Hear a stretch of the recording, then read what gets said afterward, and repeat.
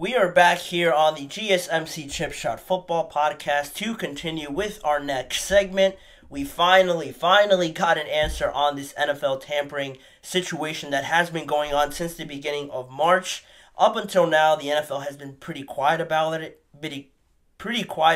and has not really shown any sort of movement with this situation going on. It's been months now with other reports coming out saying that it was going to happen this week, and then it was going to happen the next week, and then probably it was going to happen last week, but nothing happened. And now it sort of just pops up out of nowhere, and the NFL didn't make too big of a deal about it because the punishment wasn't that severe at the end of the day. If you needed a little bit of catching up, the Philadelphia Eagles and the Atlanta Falcons were being investigated by the NFL for potentially tampering in their acquisitions of Saquon Barkley for the Eagles and for the acquisition of Kirk Cousins for the Atlanta Falcons. First, I'll give you guys the punishment, and then I'll sort of fill you guys in with the rest of the information. The final verdict for the Atlanta Falcons was the more severe one because they actually got a punishment and the Eagles did not. The Atlanta Falcons were stripped of their 2025 fifth-round pick and were fined $250,000 as a team, and their general manager, Terry Fontenot, was also fined $50,000 towards himself, whereas the Eagles came away from this unscathed. They had no punishment because the NFL, after a lengthy investigation into their emails, text messages, and just conversations between general manager Howie Roseman, Saquon Barkley, Penn State coach James Franklin, the NFL concluded that they found no evidence of any potential tampering actions between the two parties directly during the 52-hour tampering period before free agency officially begins. And the rules are with the tampering period, that those 52 hours before free agency actually starts, the other teams can make direct contact with any player's agent, so it has to be a secondary source there. Unless the player is representing himself,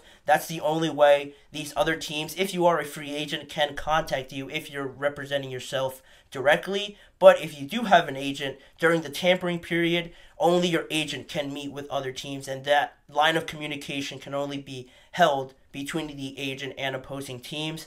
And because of that, the Falcons were fined and were stripped of their fifth-round pick, and the Eagles came away really with no harm being done.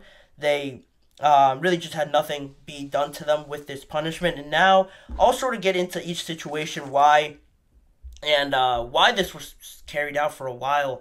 We'll start with the Philadelphia Eagles. It was just really all a big misunderstanding, it appears, because the investigation really started and it raised a lot of eyebrows when Saquon Barkley's former coach, his college coach, James Franklin, the head coach still at Penn State University, he commented on a conversation he had with Saquon Barkley about signing with the Philadelphia Eagles, and he implied that Saquon had a direct conversation with general manager Howie Roseman of the Philadelphia Eagles before free agency officially started, and he sort of pitched them this idea of this being Howie Roseman, that coming back to Philadelphia, playing for the Eagles, was going to be a nostalgic moment with all the Penn State fans still being Eagles fans, and making a return to the city of Philadelphia was going to be so special. James Franklin implied that Howie Roseman directly told that to Saquon Barkley, which obviously is against the rules during the tampering period. And this was the direct quote of what James Franklin actually said in his statement to media, talking about that conversation he had with Saquon Barkley. And Barkley then came out afterwards, and after the media, came at Saquon and talked to him, or asked him, about what James Franklin said. And Saquon really just tried to clarify everything by saying that the sales pitch that James Franklin was mentioning in his conversation or in his statement was made to his agent and not directly to Saquon Barkley. His agent was the one that received that sales pitch from general manager Howie Roseman, and then he communicated it to Saquon Barkley. But again, like I mentioned before, because it was a little bit fishy there, you don't know who's telling the truth. Obviously here, the NFL found no indication of direct contact made between Howie Roseman and Saquon after looking through various communication outlets, through emails, text messages, phone calls, and stuff like that. And interviewing Nick Sirianni, Howie Roseman, Saquon, James Franklin. They found absolutely nothing, so the Philadelphia Eagles got no punishment at the end of the day, but still, technically, the NFL could reopen this investigation if more evidence is brought to light, but I don't think that'll be the case. It just seemed like James Franklin misspoke in his statement, so I think the Eagles are safe. It seems like they did everything by the book, and they have nothing really to worry about here, but where now we shift over to the Atlanta Falcons and look at their situation. Kirk Cousins just really let the cat out of the bag. Honestly, he told on himself is what I'm trying to say. He ratted himself out in his statement, talking to the press at his introductory press conference, and he just told on himself. He gave himself away by I'll pull up the quote here. He said directly in his quote there in his statement as to, why this was such a great place for him to come. He said, "There's great people here, and it's not just the football team. I mean, I'm looking at the support staff meeting, calling yesterday, our head athletic trainer, talking to our head of PR.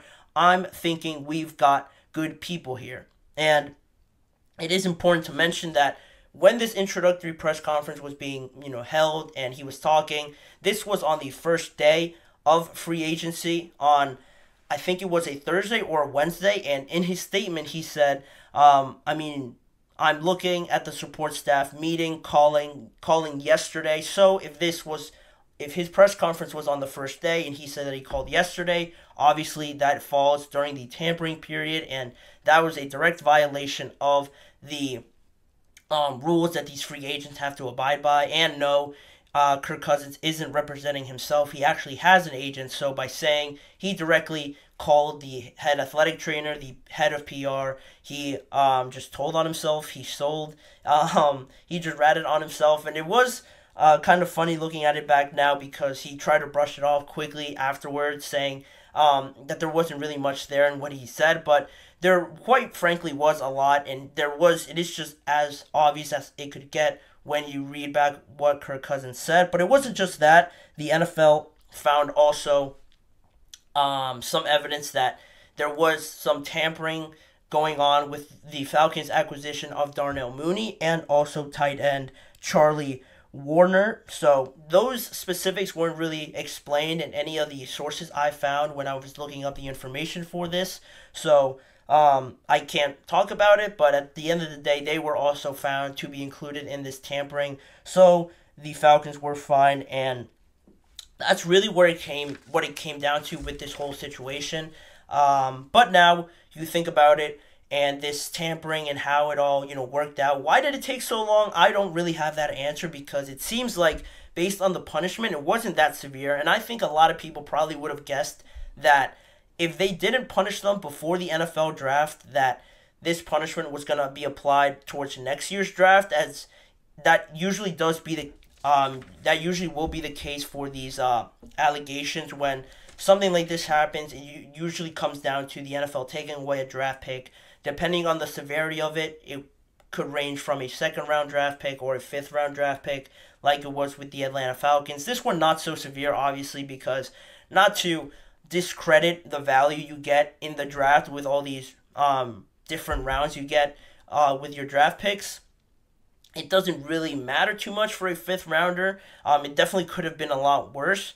And if you look back to other tampering situations that the NFL has had to deal with, the worst one was with the Miami Dolphins and their owner and just the organization as a whole, when they were allegedly involved with trying to lure in Sean Payton during that tampering period, and also making contact with Tom Brady and making direct contact with him about potentially joining their team a few years ago.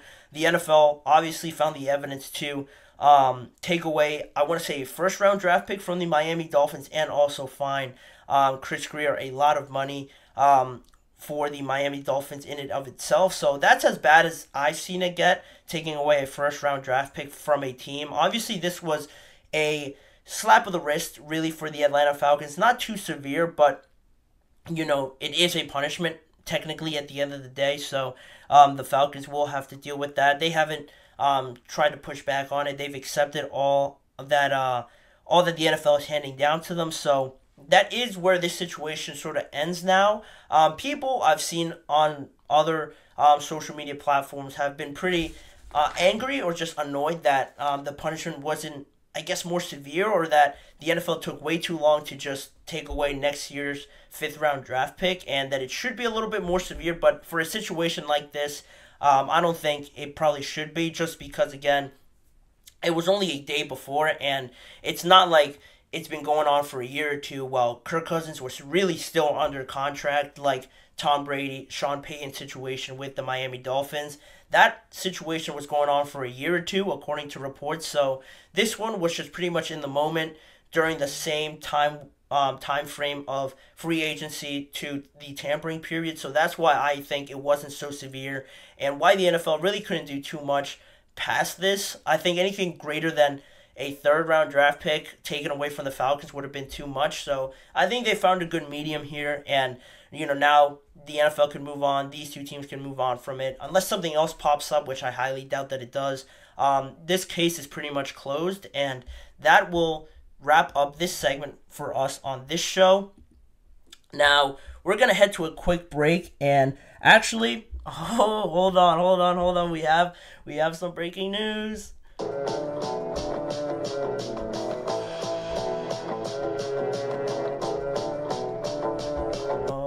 Okay, I got it now.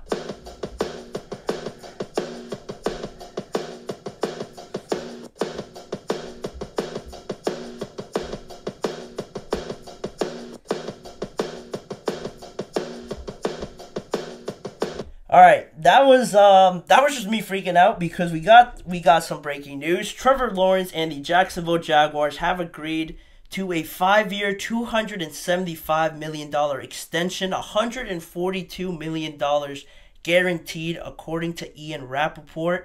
Let me do the quick math there just to see what we're working with here. 275 on a 5-year deal, $55 million per year for Trevor Lawrence and the Jacksonville Jaguars, tying him for the highest earning contract in the NFL currently, tying him with Joe Burrow. So, yeah, that was some breaking news there. I was not prepared for that at all. I really messed that up. But that is that. We're going to go to a quick break, and when we return, we're going to come back and talk about Travis Kelce and him talking about his future in the NFL. He's on a new contract extension, but he talks about life past that and how much he has left in the tank. We're going to get to more details on that situation when we return. You're listening to the GSMC Chip Shot Football Podcast.